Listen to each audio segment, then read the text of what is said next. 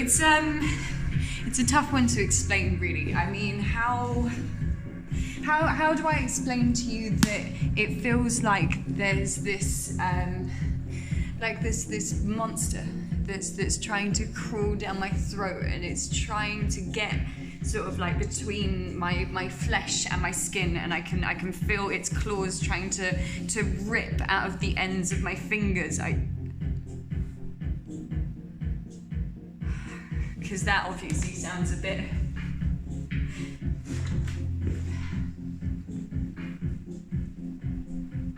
I've tried to explain it so many times. I've tried to weave together this tapestry of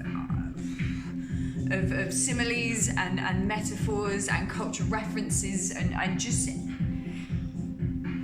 it never lands. I'm always met with the same face. It's this face. It's sort of a slow nod, mouth slightly agape, and the eyes kind of squinted, and head sort of tilted off to one side, just like a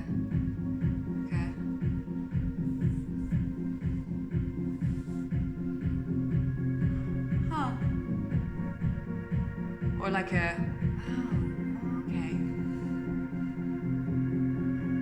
I mean, Jesus, what am I supposed to do with that? So yes, it's a hard one to explain. It really is. And I suppose that's why I'm going to try and show you instead.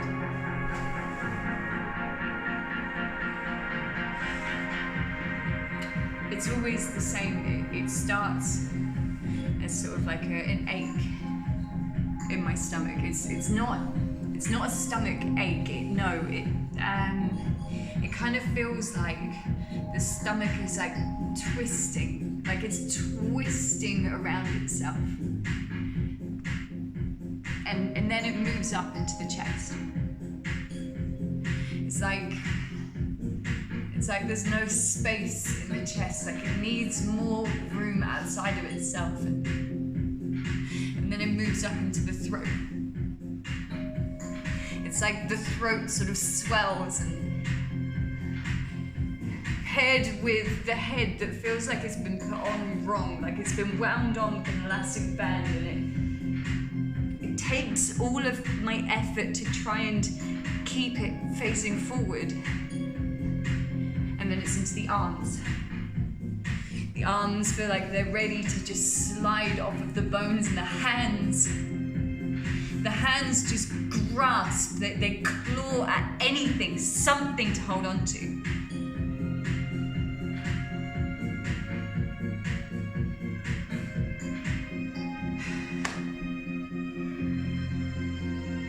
So yeah, I never know when it's gonna happen.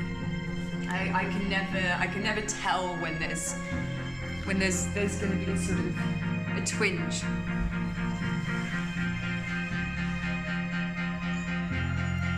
So there's this guy who knows where I used to live. I used to see him outside the front of my building, and he would talk to me about the most fascinating. He would sort of try and explain to me sort of like the constellations of the neurons in our minds, and how it sort of corresponded with the stars in the skies. All the while he'll be bouncing this ball, just with perfect dexterity, never looking at the connection between hand and ground, and hand and ground, and hand and ground.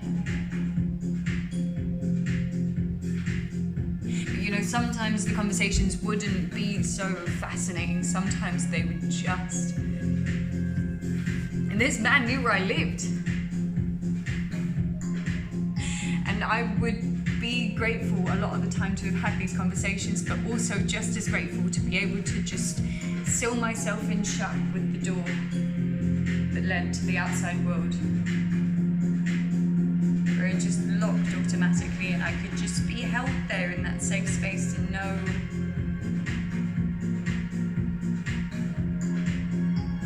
but this man has now appeared around the corner from my new house. My new house that is down a very, very quiet side street. There are no cars, there are no traffic lights where people can stop and see what's going on outside the front of that building. There is nothing. And the door doesn't lock automatically to the street outside. And again, I can feel it, and it's building, and it's in my stomach, and it's in my chest, and it's in my throat. I can feel the head turning, and into the arms, and the hands,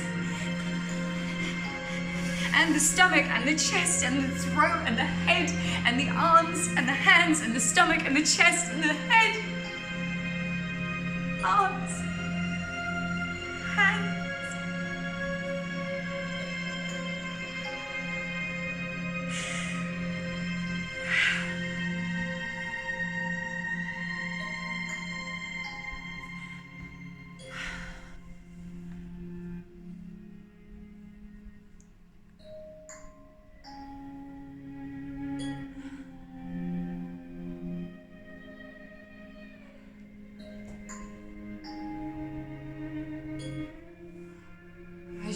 I just never know.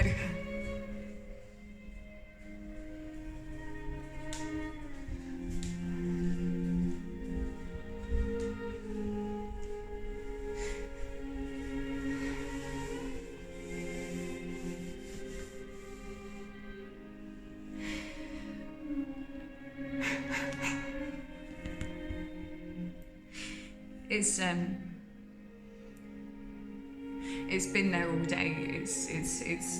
It's been sitting sort of just below the surface, and today it's 3 words in a book. Just I can't look past them because for some reason nothing makes sense without them. I can't do anything without these 3 words. And so again, it creeps. This time it creeps, and I can feel that turn in the chest. I can feel it tightening, and the throat swelling, and the head turning, and the arms, and the hands, and the stomach, and the chest, and the throat, and the head, and the arms, and the hands, and the stomach, and the chest, and the throat, and the head, and the arms, and the hands, and I just want it to stop, but sometimes it will keep going, and it will come back to the stomach.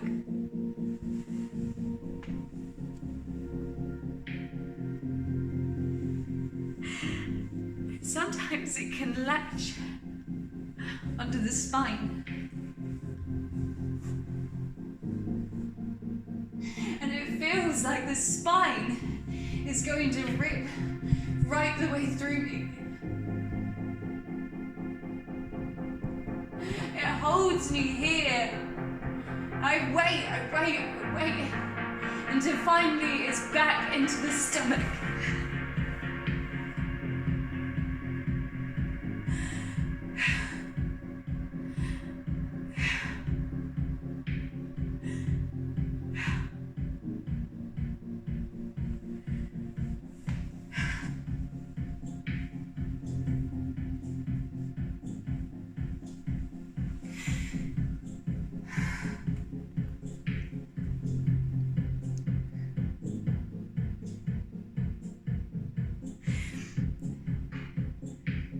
It's not always been like this.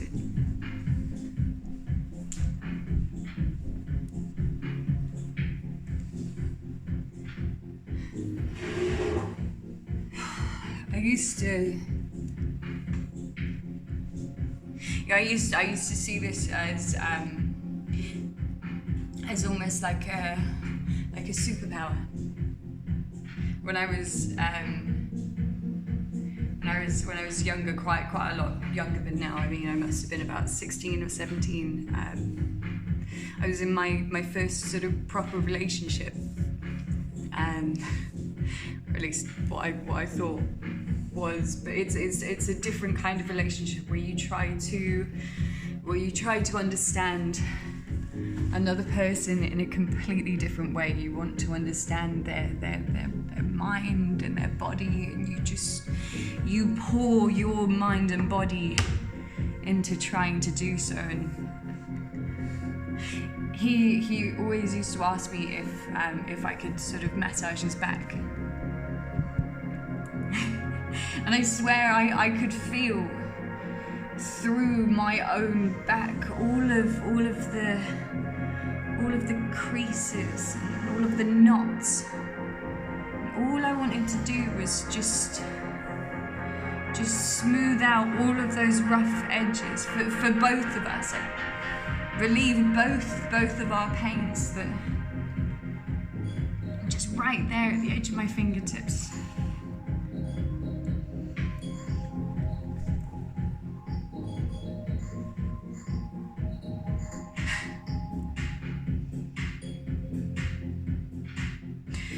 You know, Tom always laughs at me whenever I try to sort of feed back my findings for the day about, I don't know, something else that's happened in my body.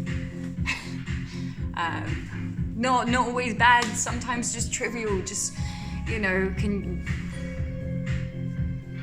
I ask him, like, can you feel sort of the way that, like, your shoulder is moving underneath your skin, or like, or when you eat celery, and you can sort of like the taste of it kind of stings at the back of your nose, like right in behind, or like how I feel like there's no room in my mouth for the new cap on my tooth, because there's been like a gap there since about, I don't know, 2002, and now having this new thing there was, it's like I haven't got space.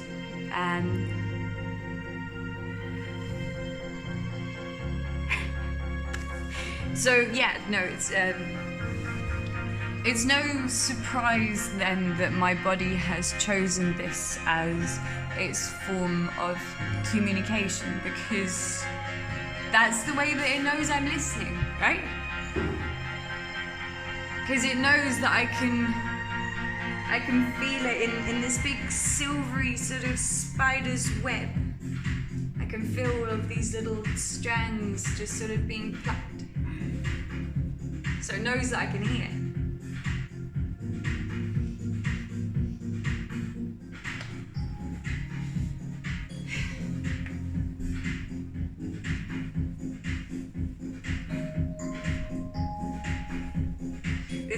This isn't how this whole thing sort of started.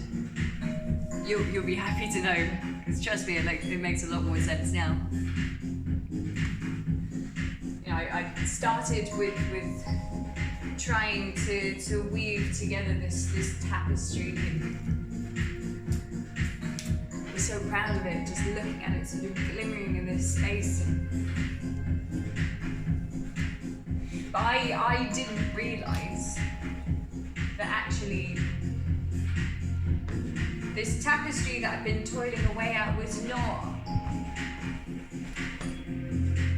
at all the final product. It really wasn't. It was just another piece of a puzzle. This much bigger puzzle. Sort of the whole of me. And you know, I showed this puzzle piece to so many people that they picked it up and turned it over and just, you know, sort of put it back down again eventually, not really understanding it. Until eventually I showed it to someone else. And she just sort of almost silently, just slotted it into place. Just sort of left it there. For me to stand back and have a look at, just it gleaming there in its new context, just there to kind of make more sense of the whole of me. Because I realized that my tapestry was not similes and metaphors and cultural references and whatever else. It was actually just 7 letters.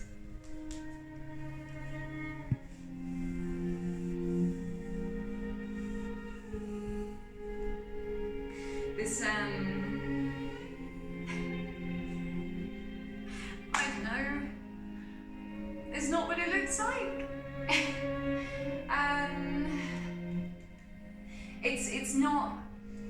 It's not like an invite to the pity party with like a pity party hat and the pity party bag and a pity party pocker and a pity party piñata or sorry. Because it's scary, isn't it?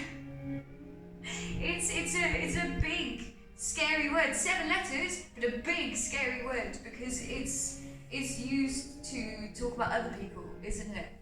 It's not used to talk about you or me.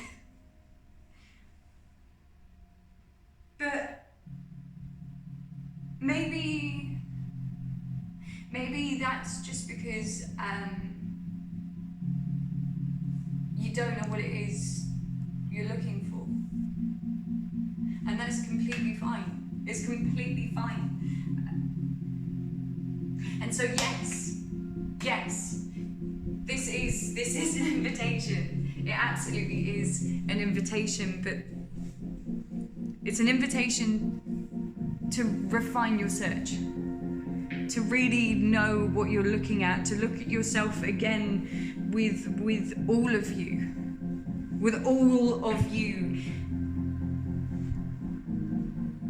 and just sort of see if it makes you make more sense. Even if it means that you just make more sense to you, that's...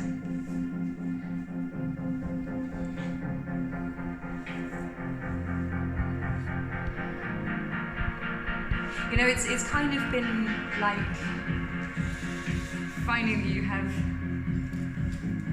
I don't know, a whole extra organ in your body. And when you know it's there, when you know what you're working with, it makes it all a lot easier, you know? You know if it reacts badly to dehydration or to changes in the temperature or whatever.